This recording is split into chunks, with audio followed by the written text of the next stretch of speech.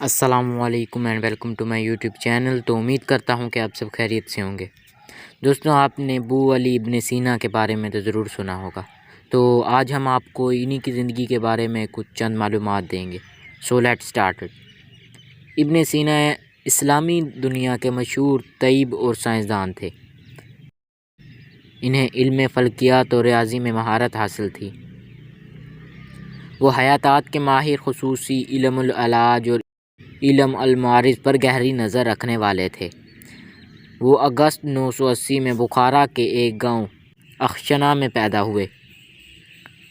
آپ کا نام حسین، والد کا نام عبداللہ اور سینا آباء و اجداد میں سے کسی کا نام تھا جو ان کے نام کا حصہ بن گیا۔ اہل مغرب میں ابی سینا کے نام سے مشہور ہیں۔ تعلیم و تربیت۔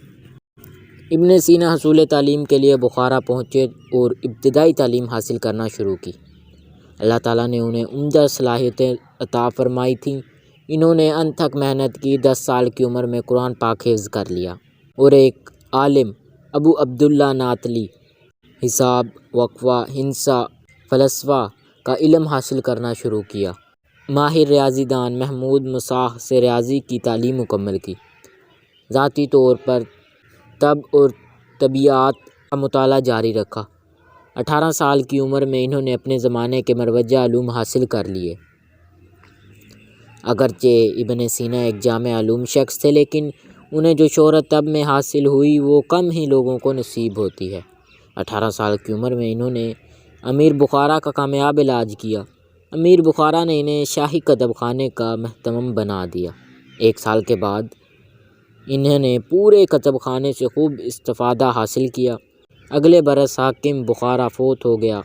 حاکم بخارا کی وفات کے بعد انہوں نے بخارا کو خیر باد کہہ دیا۔ 1001 میں وہ خوارزم پہنچے اور علی بن مامون کے دربار میں داخل ہوئے۔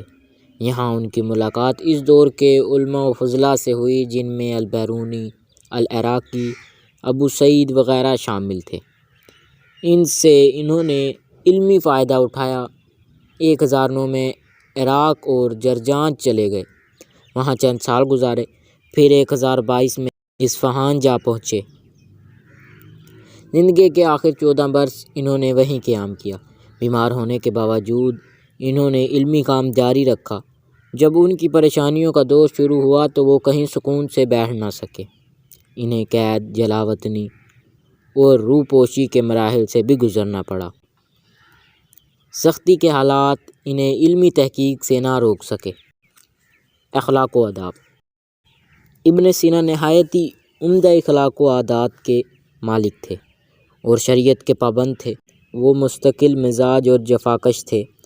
وہ سنجیدہ اور بامروت ہونے کے ساتھ مضبوط قوت ارادی کے مالک تھے۔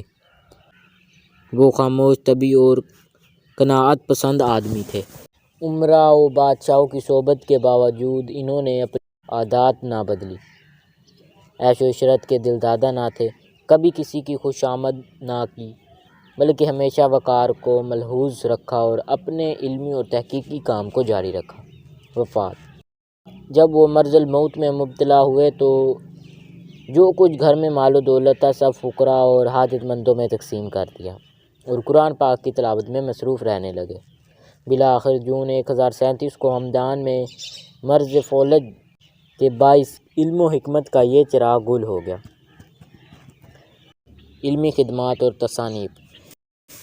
21 سال کی عمر میں ان کی پہلی تصنیف منظر عام پر آئی، پھر مرتے دم تک یہ سلسلہ جاری رہا۔ ہر موضوع پر ان کی کتابیں، جن کی تعداد 100 سے زیادہ ہے، مشہور و معروف ہیں، لیکن یہاں چند مشہور کتب کے نام لکھے جاتے ہیں، مثلاً کتاب المجموع، الحاصل و مسحول، کتاب الشفا، کتاب القانون وغیرہ۔ ان کی کتابیں 20 جلدوں میں بھی شائع ہوئیں۔ طب پر مشہور کتاب القانون کے 12ویں صدی میں مختلف زبانوں میں تراجم ہوئے، پھر 600 سال تک وہ یورپ کی میڈیکل یونیورسٹی کے نصاب میں شامل رہے۔ ان کتب میں علم کیمیا پر مشاہداتی اور تجرباتی خیال و نظرات بیان کیے گئے۔